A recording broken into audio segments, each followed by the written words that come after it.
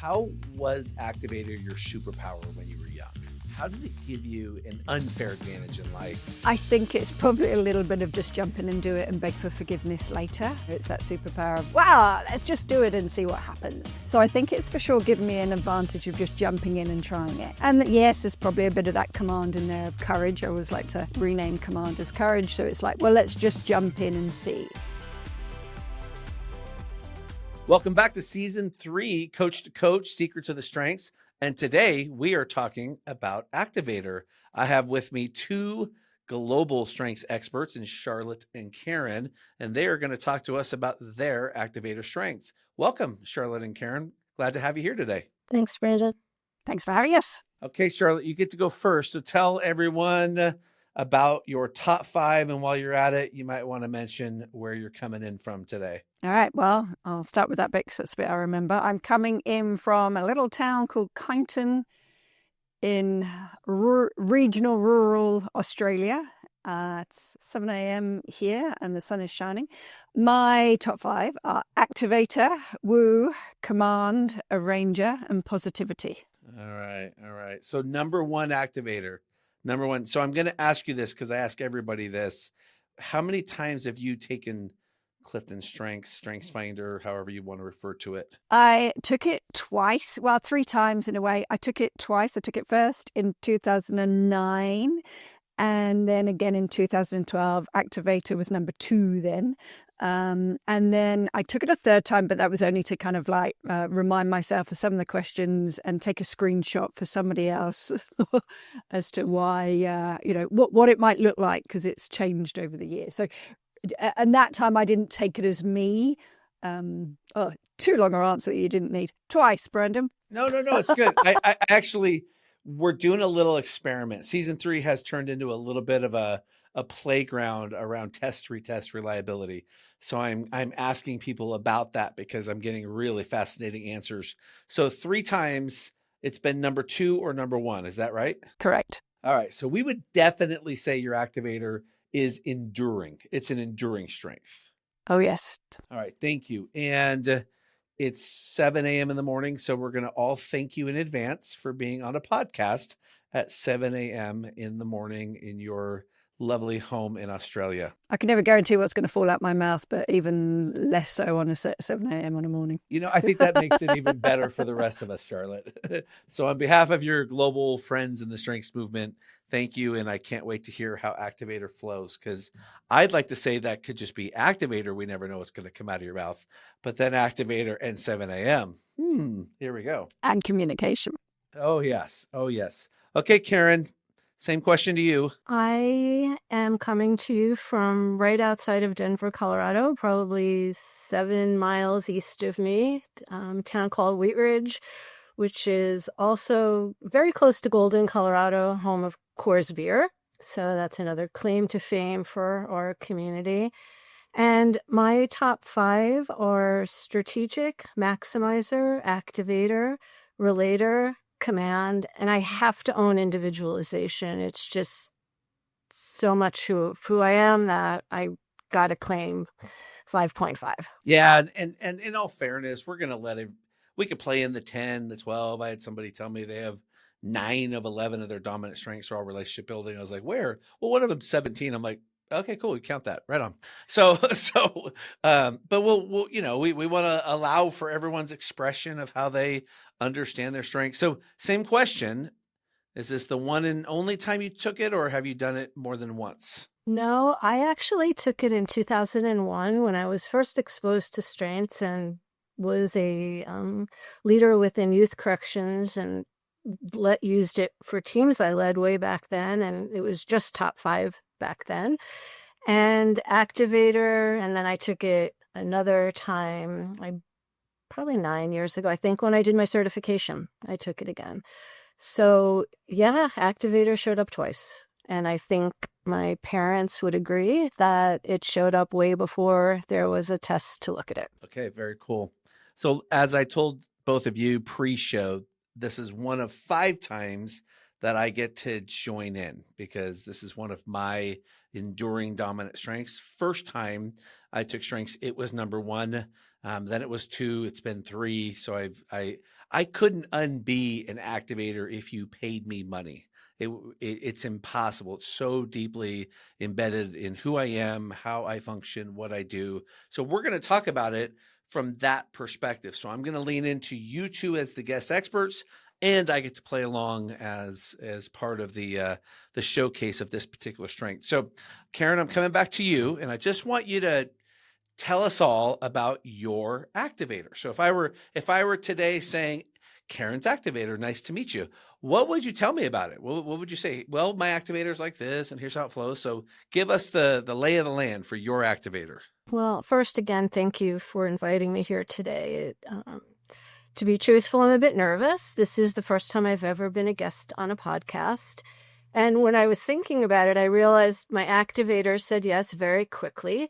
And then the rest of me was like, what did you just do? Are you crazy? So, I'm going to go with it.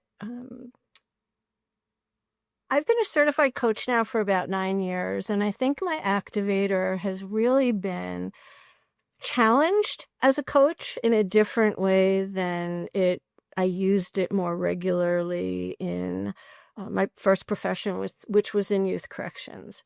But I could see my activator going way, way back. I thought about what was the first time that and being named Caren with a C, my activator showed up with how quickly I had to learn to say Caren with a C so that people could spell my name correctly. And it was always my goal, so before they could get that K typed in or written in, that they heard the C. So that was sort of my beginning of my activator.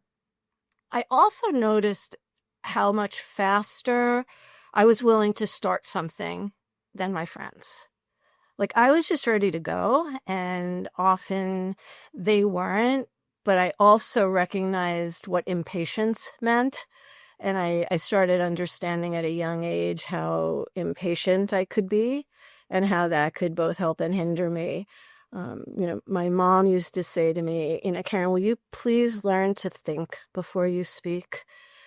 And I didn't understand why that was so important to her, but it clearly was. So I just want to say that thank you for letting me take advantage of your activator and not accepting a change of heart after you said yes. That I think maybe Charlotte and I might possibly be able to relate to that piece you mentioned about speaking before we think. We might. That is possible. We might be able to have some relation there.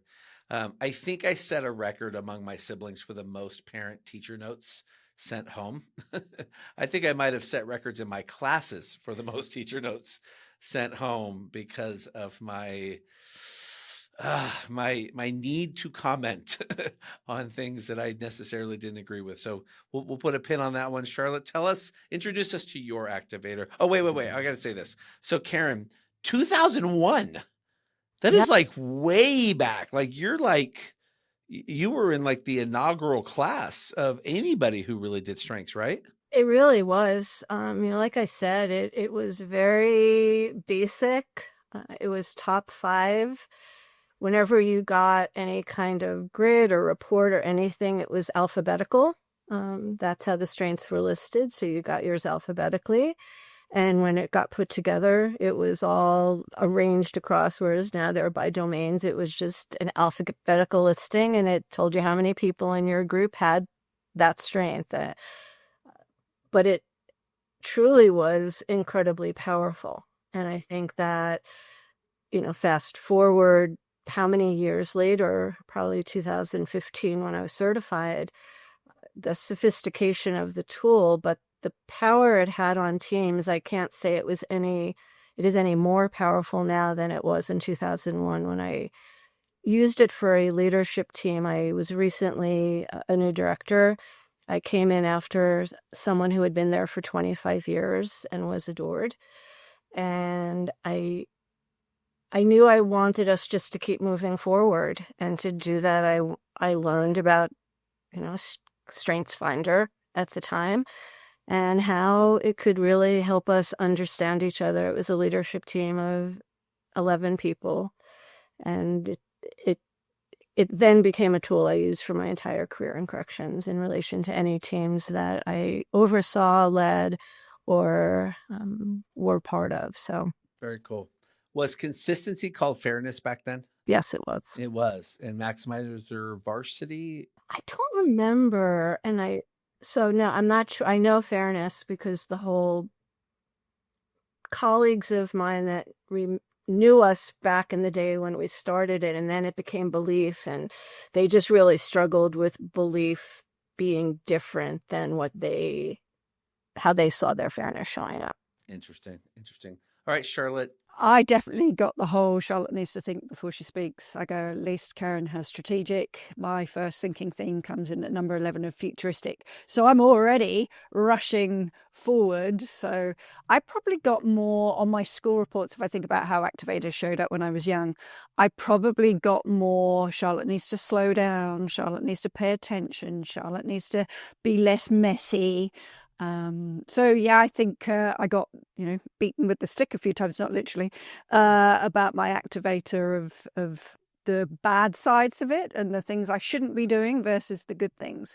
But if I think about again how it would show up when I was young and even how it shows up now, my activator is very much about let's do this, let's go, let's all go down here. So it was as much about taking other people down on a path with me or wherever I was going. It was taking others there. And then I can't but help, think about what goes with that. So, my activator and command will sort of, nudge and poke and sort of, push you off the edge. But my woo will be like, hey, let's come over here and do this. So it depends on what I'm doing, but it's all about let's. And for me, it's a lot about courage as well. So I love thinking about instilling courage, confidence in others to, again, sort of poke, push, nudge, encourage, cajole, challenge, depending on which one I kind of use it with. So yes, whilst my activator helps me get started with things, it's as much about getting others to start on things. Is definitely how it shows up. Yes, at school it would show up of let's form a new netball team, let's form this group, let's get together and do this. I was always getting others in trouble, probably doing things in the class, outside of the class, that we shouldn't be doing. I think every activator, and I don't mean to label us, but I think each of us has those lessons learned because we went fast and we moved people to action, and we have this ability to gain momentum pretty quickly, right? So Charlotte, I want to ask you to think through with me and Caren, start thinking about this. How was Activator your superpower when you were young? How did it give you an unfair advantage in life when you think about the ways that you could leverage this? And I know this is a little abstract because you're thinking now, all right, how did it give me advantages? What did it allow me to do? And see if we could tie that thread from early origins to even how you see it today. I think it's probably a little bit of just jump in and do it and beg for forgiveness later. So, it's that superpower of, wow, let's just do it and see what happens. I definitely know for sure that I jump in and do things and my positivity go, and if it doesn't work, I go, oh, well, never mind, let's not do it that way next time. So I think it's for sure given me an advantage of just jumping in and trying it. And yes, there's probably a bit of that command in there of courage. I always like to rename command as courage. So it's like, well, let's just jump in and see. So for sure that advantage. I think a lot of people know this about me, that I didn't go to university. I left school as quickly as I could and I jumped out into the big wide world. And actually I think that gave me an advantage. Like, not going to university has not, in my mind, held me back from anything. But I have jumped in and tried lots of different things and done lots of different things and demonstrated what I could do, as opposed to, shown a degree certificate of what I could do. But I even think about that, how I get to know lots of different people is by jumping in and, with my woo, meeting other people. My mother always regales in telling the story that when I was 4 years old, she got a phone call. I got older siblings. She got a phone call from school saying, "Oh, can you come and pick up your daughter?" And they were like, "Well, why? What's wrong with Tamsin and Jane? It's not 3:30 yet." "Oh no, Charlotte's turned up at school. She sat down in the class and she refuses to move." Now I was 4 and I hadn't even gone to school yet, so I would just sort of, I'm going to school now, and I just went off there. So I was desperate to get to school. And then I was desperate to leave school as quickly as I could. So I think doing things actually at pace has been my advantage as well. Yeah, it got me in trouble, but it's been my advantage. You know how we start our coaching business on a high, only to get absolutely overwhelmed by the business side of things? We're suddenly supposed to be a full-time salesperson, marketing funnel maker, email marketing expert, social media manager, customer service rep, and tech expert all in one. Yeah, overwhelmed. Well, Lisa Cummings, our strengths coach friend, created a membership that gives you an insane member vault that will blow your mind. All the tools, systems, and templates to save you time and money. It's the actual assets Lisa used at Lead Through Strengths to build a successful strengths coaching business. All the assets are yours to customize and make your very own. She even gives you 2 years worth of emails you can use to serve your customers. So check it out at podcast.34strong.com, Lead Through Strengths. Again, podcast.34strong.com, Lead Through Strengths from Lisa Cummings. Yeah, I love that. I love that you can distinguish that particular advantage to the strength, because that willingness to seek forgiveness instead of permission. That willingness to, I'm just going to go ahead, and if I get it wrong, I will ask for forgiveness, and then we're going to carry on. And I've learned a way not to do that, and that's incredible resilience with this strength. So the 4-year-old version of your activator just showed up at school one day. That's amazing. Yeah. Yeah. I have so many questions about where everybody else was, how the 4-year-old made it to school before everyone knew the 4-year-old was gone. Just to say, I did actually tell my mum, but she thought I was playing. I said, "I'm going to school now, Mummy, see you later." And apparently I grabbed my satchel and I went off. Now I went off, into the garden, and because my elder sisters were at school already, I was pretty good at playing on my own, entertaining myself, and the school wasn't that far away. So just to sort of, put that down there. But it was, I'd rocked up, walked into the classroom, sat down, and she got a phone call. I love that. So when you talk about the nurture nature side of our strengths, I think we're going to agree that that's a nature version. We're an activator. We're definitely there. It was like I just wanted to get there and meet people and go to school. So yeah, they were definitely, and I talk about that in workshops. They are definitely nature, whereas I'd say my command and responsibility are more nurture. Okay. Very cool. I have some great notes on that one. Caren, I want to hear your version of the unfair advantage of your activator. I have a really different experience growing up. Probably that's what we want. That's what we're aiming for. Before the two of you, activator was not accepted in a young girl. I was the children should be seen and not heard generation. You sat quietly, you listened to your parents, you were very respectful of adults. And so activator, it caused me a lot of angst, actually. It also challenged my parents to figure out what is the balance. I was the youngest of 3 children. My 2 brothers are 6 and 8 years older than me. So in a lot of ways, I grew up an only child. They'll say I grew up in a very different family than they did, which is true. And my mom had a hard time with my activator. And I think I have strategic number 1, and strategic's just my guidepost. It's everything that I lead from. It's always it's the safeguard to my activator.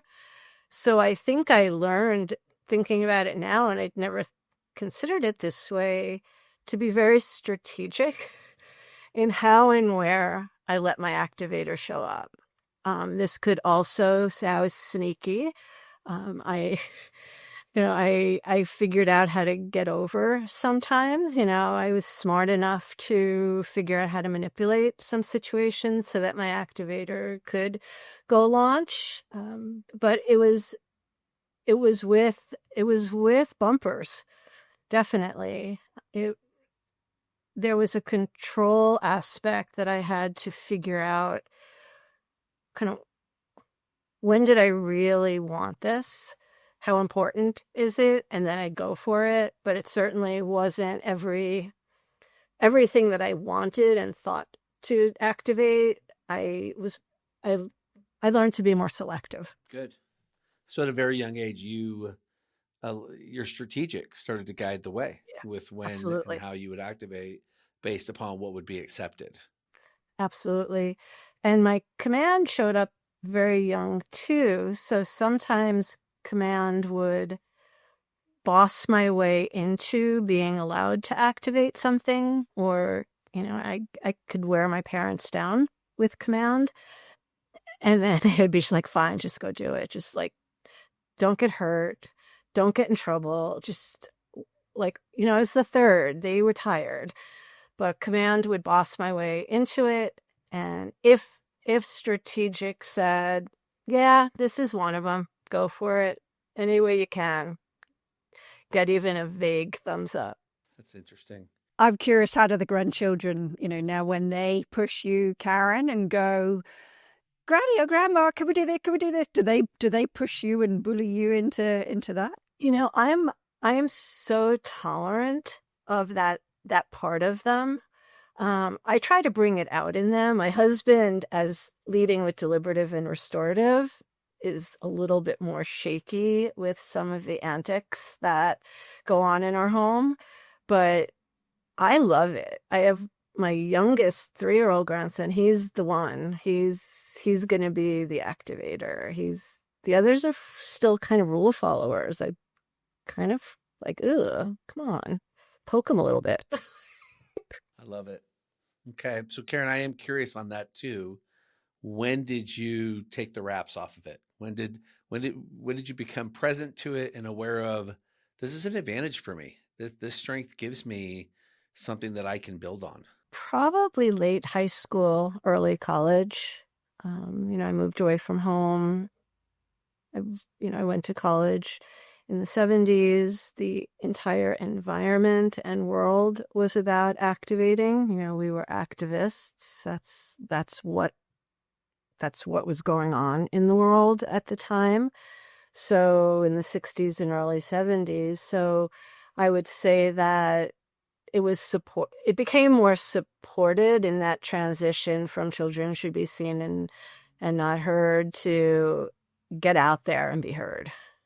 And that was that was probably in high school where the get out there and be heard started. I still had to manage it with the environment that I was being brought up in. But by the time I left home, probably was, and I had 2 brothers that really became activists within their university communities and in their communities. So I had some good guidance and, like, well, the boys are doing it. I could play that card. And so that also helped. My first time taking StrengthsFinder was at around 2005. And I can vividly remember in the book, Now Discover Your Strengths, reading the general description of activator that's presented. And I literally can recall sitting there and thinking, oh my gosh, somebody has followed me.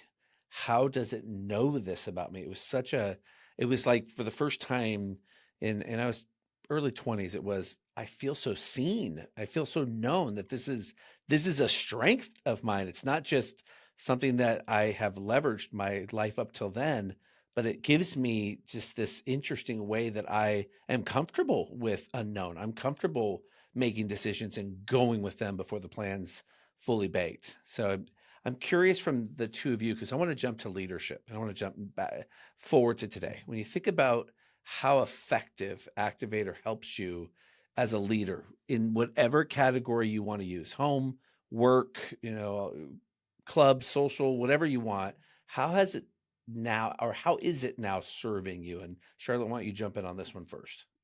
Sure. 2 ways. I would say the first one is, as I might have mentioned earlier, about, I guess, giving others confidence to jump in and, give it a go, and what's the worst that can happen. So I think it's very much about that inspiring others and getting them enthused. So kind of leading them, and it's like, hey, it's okay. Like let's go on this journey. It's going to be okay. Is the first one. I think the other one as well is something that I've had to work on a lot. And it was really interesting. I was recently at an event and I was talking with these other people, and they had known each other a little while. And they were saying how, oh, well, we're all extroverts. And I'm like, well, I'm an extrovert too. And they're like, no, you're an introvert. And I'm like, no, I am not. And it was because they said, well, you just sit back and you listen. And I'm like, yeah, because I've been told an awful lot to, stop jumping in over other people. And I had then, sort of learned, I guess, more as a leader and as a coach to sort of stop, listen, even as I went through my, my ICF and mentor coaching and put more pauses in between. So I have to work hard not to jump in and talk over others, even though I still do it. But that pausing bit, but it was interesting. They were like, yeah, but you just sit back and watch. It's like, well, I sit back and I listen and I observe and then I jump in. So I think that's something that I've been working on, and this piece is as a leader to be able to pause and hear from others. And it's not always about me speaking first. Again, it's work in progress. If ever I've talked over either of you two, or I have led, it's work in progress. But that leadership piece about, listening, pausing, and letting others make a decision first, and then saying, yeah, I think that's a great decision, and this is what I might do in this instance as well. In particular as coaching, if I'm mentoring, coaching somebody else and going, well, what are you thinking? What are you planning for that workshop? Yeah, I think that's great. Versus me going, oh, this is what I would do. This is what I would do. So I think that pausing piece is something that I've had to work on. And as a leader, not always being the first person to speak. Awesome. Caren. I think as a leader, one of the things that I coined a phrase in my first career, and then it's just kind of stuck with me as a coach and as a business entrepreneur, is calculated risk. And to me, that's the epitome of me. That's the strategic, the calculated, and the risk. Let's go. And I think that I've afforded opportunities for others by saying, it's okay. Like Charlotte was saying, it's okay. And in a corrections world, and in being a woman in corrections, there's rules and there's guidelines and there's parameters. And one of the things that I valued with that, helping people understand that you could still be calculated, you could still give something thought and move quickly enough to not lose the opportunity. And I think that's where my activator comes in business now. I don't want to lose this opportunity. And I am then comfortable going in half-baked, understanding it's going to be messy, and it'll be fine. Now, where I think my activator has helped, or actually my activator has matured over time, is really assuring that I partner it with my relationship themes. So with my relator and with my individualization, because my activator could be really, I've been told, be really overwhelming. And people can get really just confused by where I'm going or the speed of which I'm going. And that gets them kind of off mark. So what I've learned over time is to really assess where are the people at who are impacted by this, and how do I then adjust my activator in relation to how it's impacting them? Because my speed, if we're not getting anywhere, or if they're no longer with me, I want them to be happily go along for the ride. I don't want them holding on with a death grip. So that takes me sometimes slowing down to go fast again. And I think that's something I learned through where are people at? Are they okay? Like, and I'll push them, like I said, calculated risk. And if we have to go, we have to go. But having that be part of the equation, I think younger, I'd go. Like, hell, like, you don't want to be here. Just, I don't care. Or what bad could happen. You're such a wuss, right? Whatever judgments we put on other people when they don't respond in the way that we're going. But the thing that, and I think all of us in Charlotte, you spoke to it, the areas that we could be remiss about our activator, and I know two of you pretty well, is what could some of those positive and then / negative outcomes look like when our activator plays with other strengths? Charlotte and I share command as an example. Well, activator and command is brilliant. It can be managing critical incidents, moving quickly, giving direction, right? Like seeing where you need to be going and helping people get there. And not so much with friends and family. I've been encouraged by my friends and family. My husband once literally said to me, I think what you're saying is okay, but your delivery is so just so impactful and demanding and so sure that I think if you go out of the room and maybe come back and say it differently, because I do think your idea is a good one. But I was like, okay, this is what we're doing, and we're doing it now, and he's like, deliberative, Mr. Deliberative, restorative intellection. I could blow him up in 5 minutes. So command activator, and then the other one is maximizer activator. Mm-hmm. And that's another, it can result in amazing beauty or complete chaos for me. Do you ever feel lonely as a coach or solopreneur? What if you had a place where you could surround yourself with like-minded coaches who truly get you, where learning, sharing, and growing together is the norm? Connect, Learn, and Share, started by Charlotte Blair, is a vibrant community of Clifton Strengths coaches from around the world. Hosted on the Circle platform, it's a place where you'll find people, processes, and events to help you grow your business, enhance your coaching and facilitation skills, and thrive in a safe, supportive, and collaborative environment. Connect with coaches from diverse backgrounds and experiences. Learn through a calendar of recorded events across time zones, and share your knowledge in a community built on an abundance mindset rooted in strengths. Visit podcast.34strong.com to learn more. Again, podcast.34strong.com to learn more about the Connect, Learn, and Share community. You did a really good job there of doing two things for us. One was the power partnership that can happen when we're aware enough to know how a strength is being either counterbalanced by another, partnering with another, or to your point with command, which I share with the two of you in my top strengths, is it's a force of nature when you combine activator with command. There is such force behind that if you're not surgical, in most cases, it's going to be too much, is what I've learned. If you're not very aware of when and how and with whom you're bringing that in most cases, it's too much. And I've had to learn that. And so, Charlotte, I want to jump over to you because Caren opened up a really good aspect here of the power partners of a strength. And then even when we have to be aware of some of just how they're balancing and how they support it. And so just curious what you've learned with your activator. Well, probably similar lessons, but I loved how Karen's husband's talent themes played out and the feedback that he gave her, because mine's probably a little bit different.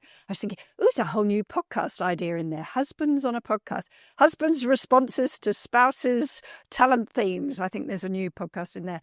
I was just looking at my report, Brandon. I have a line in there, and this is the kind of yin and yang, I guess. It's occasionally you generate enthusiasm for a project by pulling together the human materials and resources your teammates need to succeed. Well, I go, that's very much the kind of positivity maximizer, arranger, generate the resources that people need. But then it also goes on to say sometimes you pressure your pals to reach goals by issuing orders, confronting slackers, or forcing poor performers to meet certain quality standards. So again, I can go either way depending on whether and that's under Activator. Whether Activator is paired with a command of, just pushing and nudging a little bit harder or shoving you off the cliff. Caren, you say about the death grip. I'm like, oh yeah, I probably still take people with the death grip. And afterwards I'll go, hey, it's okay. Have a beer, have a coffee. We'll be fine. But then I can partner it with the woo positivity of, hey, come on, it's going to be okay. And then I think, like you, Caren, that individualization. And that's the one that I think I have noticed more in the last 10 years is this role of a coach as opposed to a role as an IT salesperson. I absolutely would individualize how I'm kind of, talking to that person and what they need, and therefore trying to listen more. Now, it can hinder me sometimes if I try and individualize to everybody. Okay, well, this person needs to go there and this person needs to go here. But it's that, all right, how can we make sure that you're comfortable moving in the direction that you want to move in? And I'm listening to somebody and I'm hearing their goals, but they're still hesitant to move. It's okay, how can we individualize what's going to help you feel more comfortable to move? So I think I'm sure it's the same for any of us coaches. You can't but help see how your talents play out all the time. But it is a bit of this and a bit of that, and grab this. Yes, probably when I'm hungry, angry, tired, the Activator command, might come out a little bit more direct. But I'd like to think that when I'm not hungry, angry, tired, I can sprinkle the positivity and woo on it that it needs to have. I love that, because I think we have an opportunity with this episode to help some people think about how they partner with activators. Because in a lot of cases, an activator helps a team get unstuck.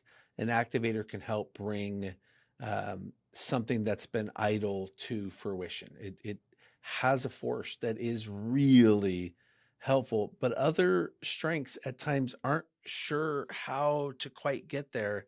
And I want to give some space here for us to talk about the way that we're best partnered with. So Caren, you kick this off, because the way that you described how your husband will bring that deliberative, hey, go out of the room, come back in, let's try that again, because I'm hearing you. So I want to hear, Caren, just other ways that you've either seen, coached, encouraged, lived out, how other strengths, and maybe even hit on some of the contrarian ones, some of the ones that aren't naturally aligned with this one, which of the the big influencing strengths, the activators, the command, significance, self-assurance, the competition, the real big, they come on strong. There's a lot of contrarian forces there. So let's explore that for a second to help some people as they're listening to this particular strength and how to partner with it. For me, deliberative is probably the biggest rub for my activator, because people high in deliberative want the time, deliberative intellection, idea. They want the time to think about it and think, what could go wrong? What risks can we have? And then how can either I it's a risk worth taking, or that we can handle it, or I could fix it. Whereas my activator, that all happens in my head simultaneously to already starting. So I've already started doing the thing that somebody then asks me, have you considered X, Y, and Z? Now, I feel like I can move quickly enough and rotate quickly enough to slow it down, speed it up, deal with it while staying in the launch. What I found from others, though, is that's really difficult for them, because they don't see how we could possibly be taking seriously the potential risk or spending enough time thinking about the options. And that's where I've been remiss as a leader and as a professional. I believe that I had to learn to recognize giving people that time so that when I did get my turn to activate, then I could really go full throttle. So I feel like I'm picking on my husband, but we literally created a 24-hour rule in our family. Like I said earlier, he leads with restorative, deliberative, and intellection. I lead with activator, maximizer, command. Interesting family dynamics. So we created something called the 24-hour rule. And the 24-hour rule is if he truly believes what I'm about to do or what I'm proposing we do has such risk that he really needs more time to assess it, to be comfortable. It's not a no, it's a pause. And it's 24 hours because those of you that live with people who are deliberative intellection know that things can take a lot longer than 24 hours. So Activator couldn't handle that. So that was our compromise.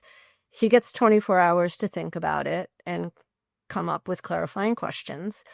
I promise not to do anything about it for 24 hours.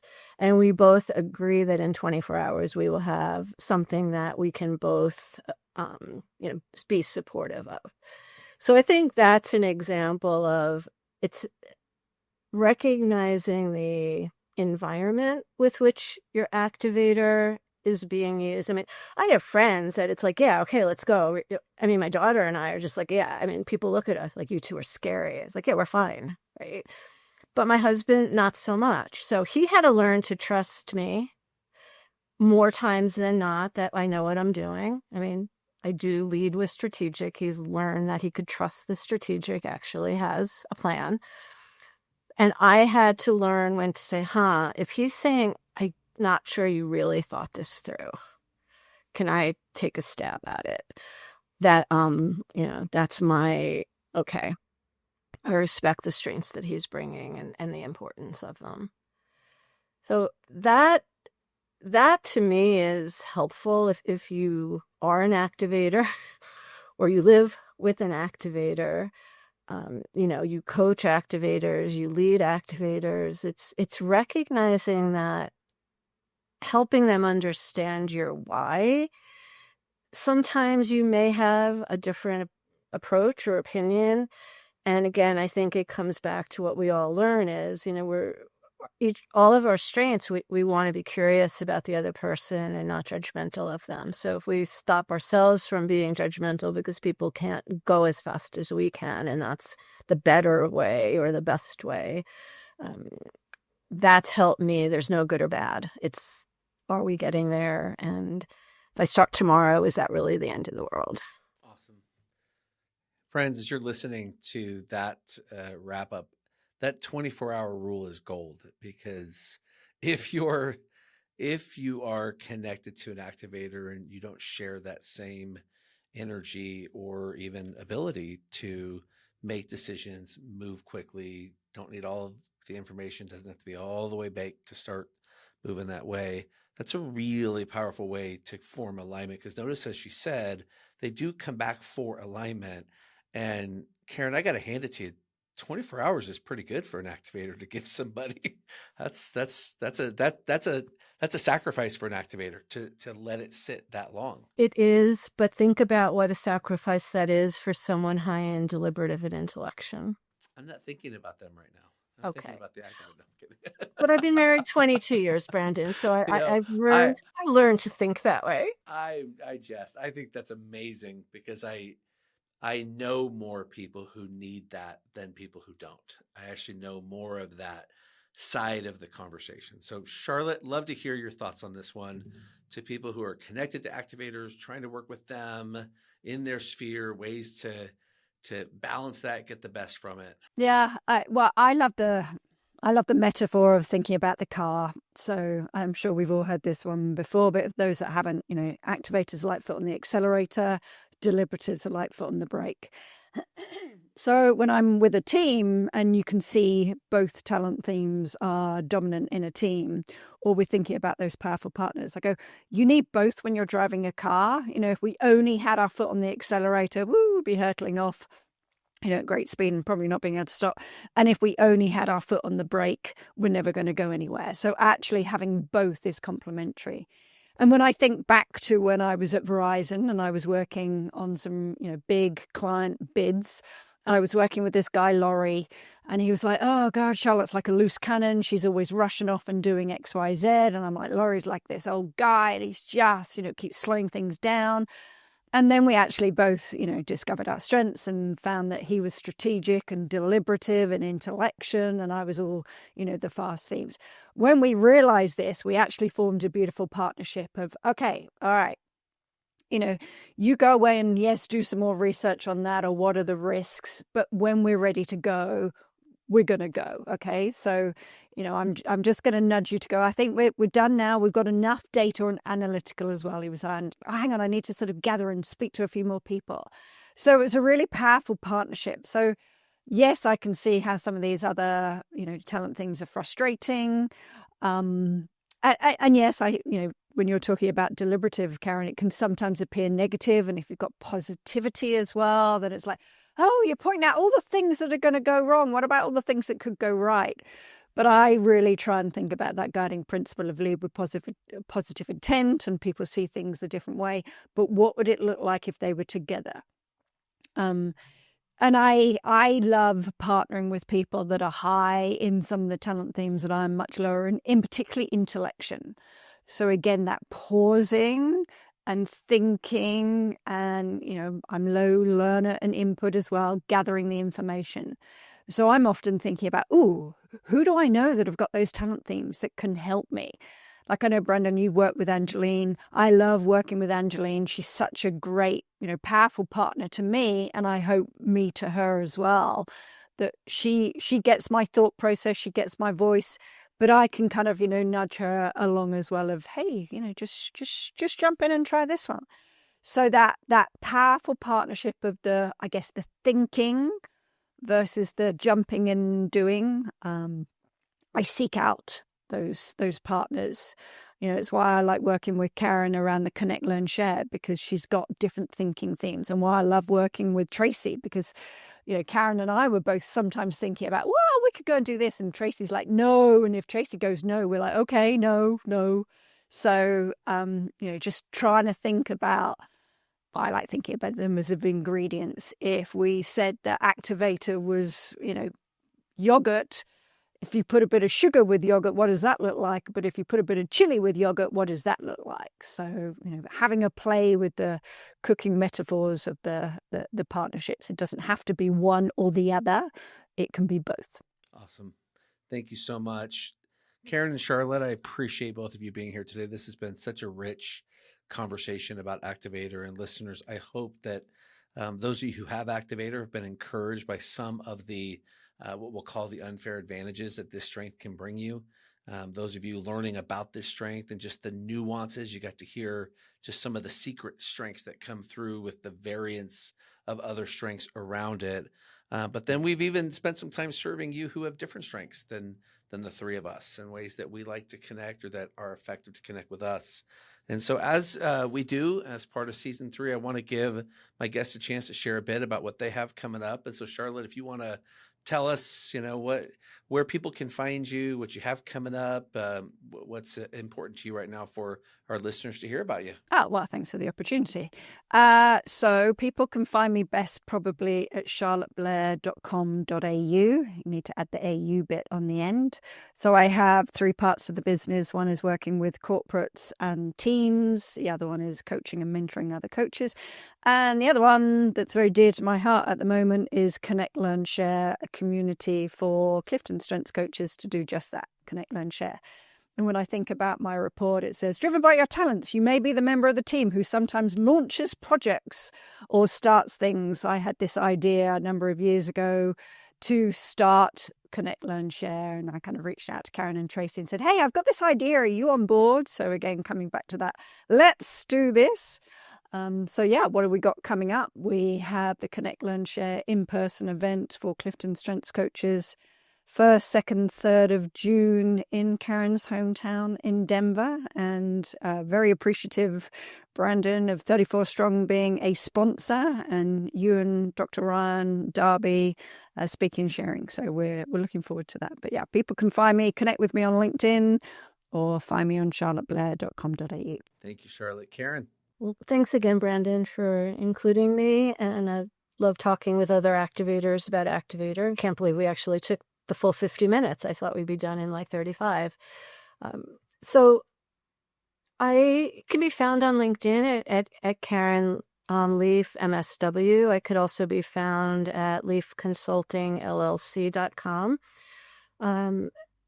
One thing I thought about in addition to what I'm consumed with right now is our event in Denver. It's, God, Charlotte, are we like 6 weeks away or 7 weeks away? I mean, we're getting down there, and it's just going to be dynamic. And for those of you that hear about this before, please, please, please beg us, and maybe we'll, if you tell us you saw us here, I don't know, maybe you'll have an in.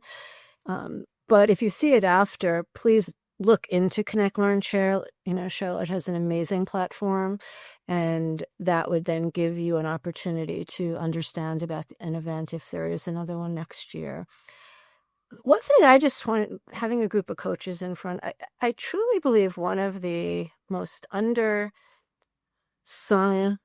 products of Gallup is BP10, which is a assessment for entrepreneurs. And given that we're talking to coaches and we're having an opportunity here to really share with people either who are inside or outside or just starting or seasoned, and I encourage you to learn a little bit, look it up, Builder Profile 10. It really just talks about what, as a coach, as an entrepreneur, really, what do you need to be successful? I was very fortunate to be trained in it. I don't even think Gallup's doing trainings anymore, but I certainly still have the ability to coach people to it. And truthfully, I know it made a huge difference for me personally when I started out in my business and had to figure it all out myself, and gave me great insight into, well, what are the first things I want to farm off because they're not me. And I want to be spending more of my attention on the things that I love.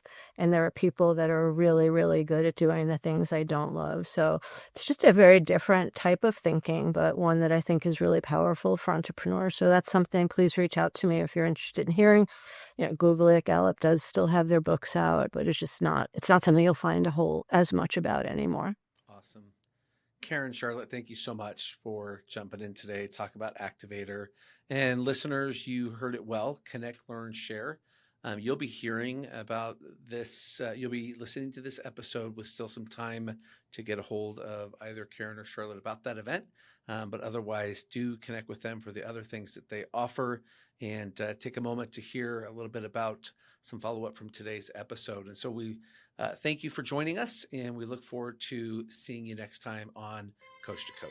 That's a wrap on this episode of Coach to Coach. If you've enjoyed today's conversation, be sure to subscribe so you never miss an episode. And if you're a strengths coach looking to dive deeper, join the Coach Strong community. It's where coaches like you come together to share insights, support one another, and discover partnership opportunities. Be part of the conversations that are elevating our industry. Email community@34strong.com to join today. Thanks for tuning in, and we'll see you next week on Coach to Coach.